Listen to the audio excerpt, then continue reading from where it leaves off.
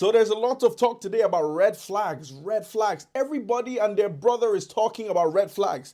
Don't take my word for it. Go online right now, anywhere you consume your content, search red flags. You'll see a million things come up. And to be honest with you, I think this is hurting people. It's not helping this talk about red flags because what's happening is people are going into situations looking for red flags. They're looking for flaws in the person that they're dating. And the reality is, everybody has flaws. Everybody has flaws. So if that's what you're looking for, oh, that's what you're going to find. You're going to find that there are a dime a dozen. Everybody has flaws. When you meet with a person, when you're dating a person, you should be looking for common ground. Common ground. Do we align or not? That's what you should be trying to find. Alignment, not misalignment, okay? That being said, there are certain red flags that you do want to be aware of, right? By and large, people focus on cosmetic issues like how a person dresses or the way they eat or the way they chew or that kind of thing. Those aren't real red flags, okay? And this is what I think is so damaging because a lot of people end up disqualifying people because of these cosmetic reasons. So what I want to do in this video is I want to bring some sanity to this topic of red flags, okay? By the way, if you're enjoying this video, please like and subscribe below. So let's get into it.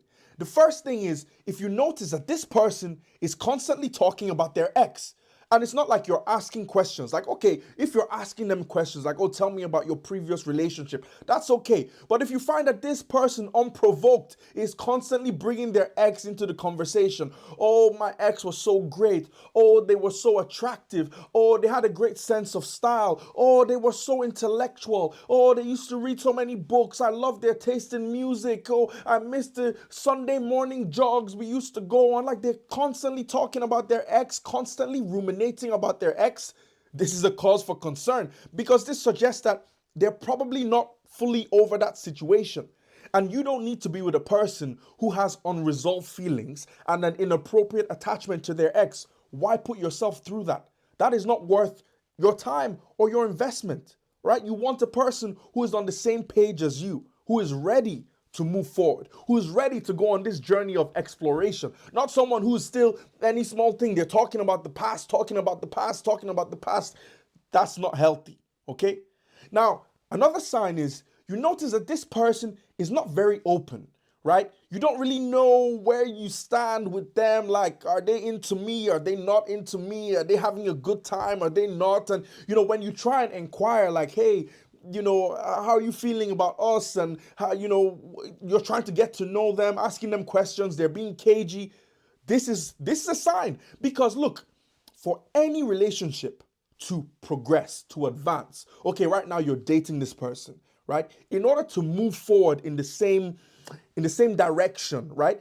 There needs to be mutual openness. That is, I'm telling you about me, you're telling me about you, and we're both learning about each other through this process. But if you find that this person is not very open, it's going to be very hard to build the kind of foundation that you need in order to get what you want. So this is a huge sign.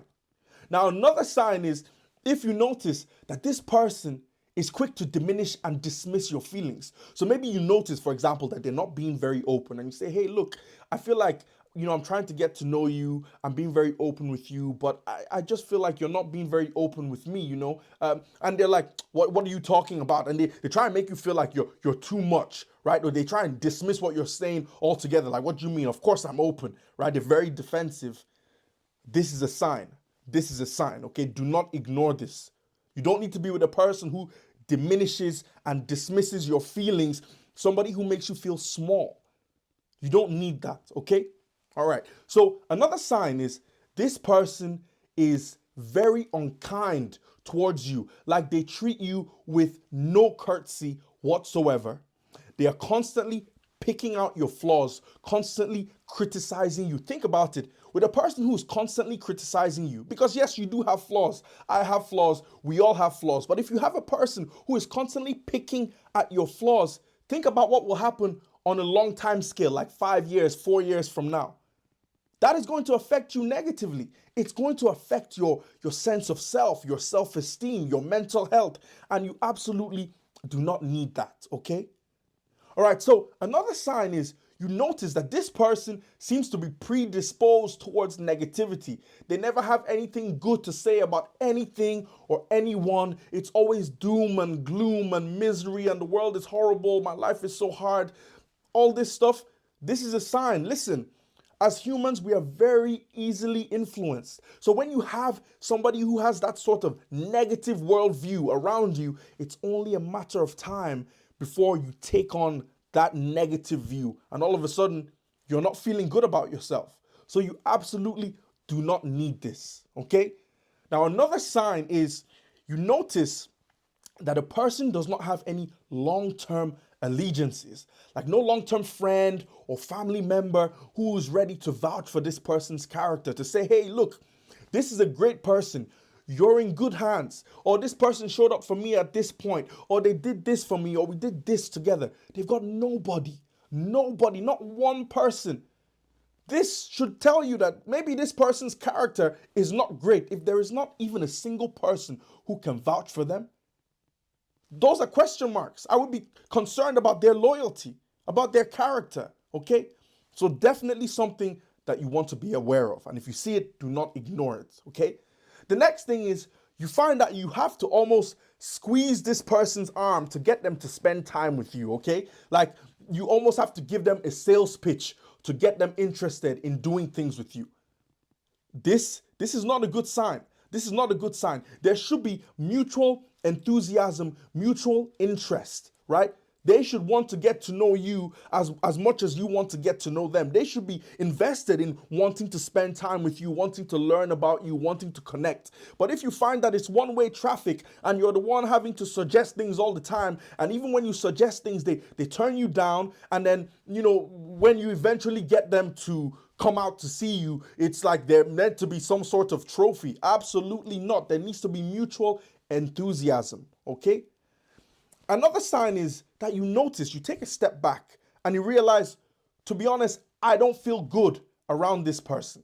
Like I don't feel like a good version of myself. Like I don't feel happy. I feel anxious. I feel on edge. I feel small. I feel unintelligent. I feel unattractive.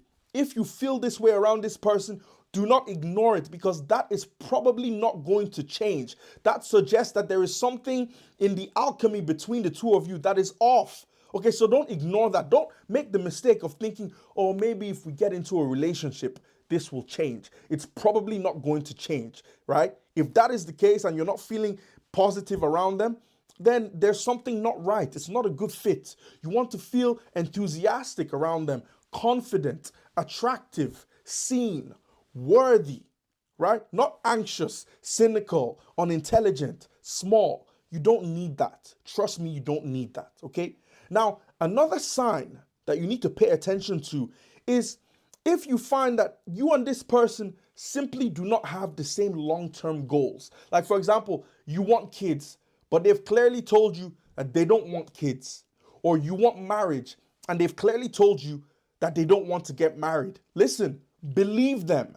Believe them. Do not fall into the trap of thinking, oh, no, when we get into a relationship, I will change their mind.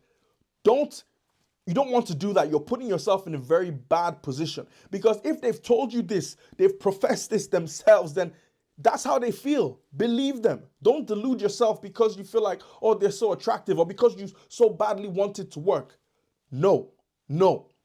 Another sign is if you find that this person is hesitant to define what this is, what's going on between you. Like you've been together for some months or maybe even weeks, but you just want to see, like, are we headed in the right or in the same direction? And you try and have those conversations, but they dismiss you. They say, oh, look, we'll talk about this some other time, but that other time never comes. Or they tell you, oh, well, it's still very early for that, but it's a few months, right?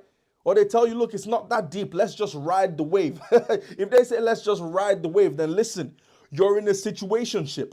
You're neither here nor there. And that's not what you want.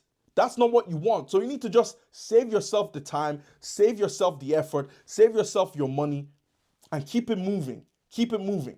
A person who is not ready and willing to even have a conversation about the direction that you're headed in, you don't need a person like that. Trust me. Trust me. Now, another sign is if you notice that this person since you've been seeing each other, you've noticed this person has inappropriate friendships with members of the opposite sex. So they have this best friend that's a guy, or this best friend that's a woman, and they're constantly going on essentially dates with this person, like dinner, coffee, the movies, going over to their house, going on holiday. And you notice this and you tell them, look, I'm not really comfortable with this situation, and you want to establish some boundaries, but they're not interested in establishing any boundaries. And in fact, they try and make you feel like you're being controlling, you're being too much, you're being insecure.